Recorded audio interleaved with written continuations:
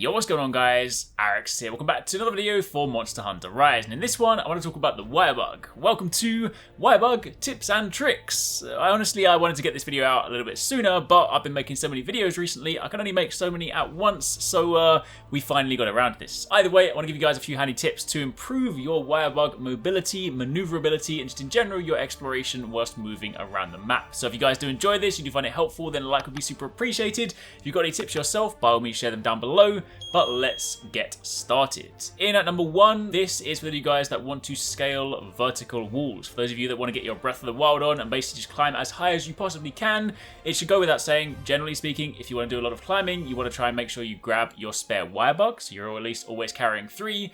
But there are a couple of different ways you can go about this. The first one is the old run, jump, and Wirebug scale. For this one, you Wirebug zip towards a wall, and you hold down the R button, press up, and you'll begin running up the wall. Keep in mind, if you input left or right, you'll begin wall running in that direction, so if you want to go up, make sure you are pushing up. What you want to make sure though is that whilst you're doing this, you want to pay attention to your stamina bar, and as it's getting low, you want to make sure you do this before it gets empty, but as it gets to, you know, the last kind of chunk, so to speak, you want to press B. This will see you backflip off the wall, and in doing so, you can then take aim, fire up your second Wirebug, and resume the wall run. In doing this, in the sort of backflip state, you quickly recharge some of your stamina. Not all of it, but some of it, and this then gives you the option to basically space out your Wirebug usage so that you can make them go a lot further.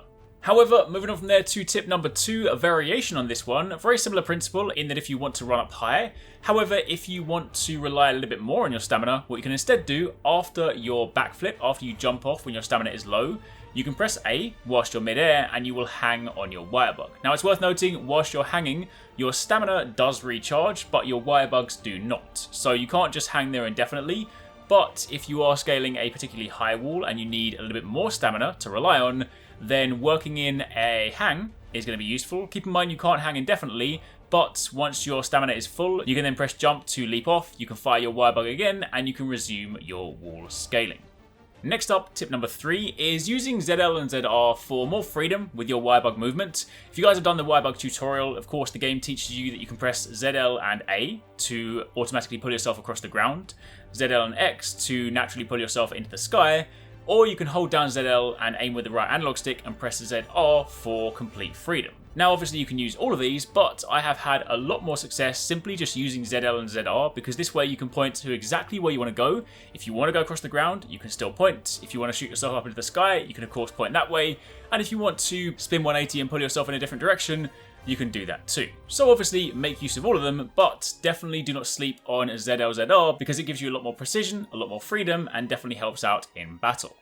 Then moving on from there to number 4, using bombs to interrupt your cooldowns. If you want to go and become Basil Geese and you want to effectively lengthen the duration you can spend in the sky, what you can do is you can make sure that your bombs are selected on your item wheel, and you can press Y whilst you're mid-air to throw a bomb beneath you. Now in doing this, this also basically kind of holds you in the air for a little bit longer, gives your stamina and your Wirebugs a chance to recharge. So effectively, if you were to Wirebug into the sky, throw a bomb downwards, follow a bomb with a jump, so that you can then lengthen that out, use your Wirebug again, throw a bomb, jump, and use it again. Now you can take this one step further, of course, in the full game if you have the ability to craft bombs, because then what you can do is once you run out of bombs, you can press A to simply hang in that location. You can then go to your radial menu, craft more bombs, jump off and continue throwing these. However, in the demo, unless you want to go over to the Arekkz camp and forage for barrels and hope you get lucky, then it's pretty hard to get enough materials to craft all the bombs you need. So for the time being, using bombs to space out your Wirebug usage is a good way to make it so you can go further. Next up, tip number 5 is grabbing that extra Wirebug for more than just Wirebug maneuverability. You can also use this when mounting monsters. Keep in mind when you get into the new Wyvern riding state, if you want to do some damage, you'll ram them into the wall. You will then use the evade to basically regain control and run them into the wall again. Keep in mind though, this is based on your Wirebugs. So if you happen to pick up a third Wirebug, you can actually work in an additional yeet into the wall for more damage. So consider using Wirebugs also to get the most out of your Wyvern riding. And then finally, tip number 6. This is less of a tip, more of a kind of just bonus fun bit of information because it has absolutely zero value in the demo, but in the full game it will. If you go up to the top where Rathian sleeps, you will notice that there is a nest with eggs there. Now I'm very excited to see how egg quests play out in Rise because you can now Wirebug whilst holding an egg. You can actually chain 2 Wirebugs together. You of course can't do the flip in the air because you're holding an egg, but you can move around pretty freely with this. Just keep in mind, if you do zip wire yourself off a tall cliff and you don't use a Wirebug to break your fall, if you're falling too far, you're still going to break the egg. So use that information wisely. Either way, there you have it. Those are a few tips that might help you out if you guys are still trying to get the hang of the Wirebug. So hopefully you guys find that helpful. And of course, keep it locked for plenty more.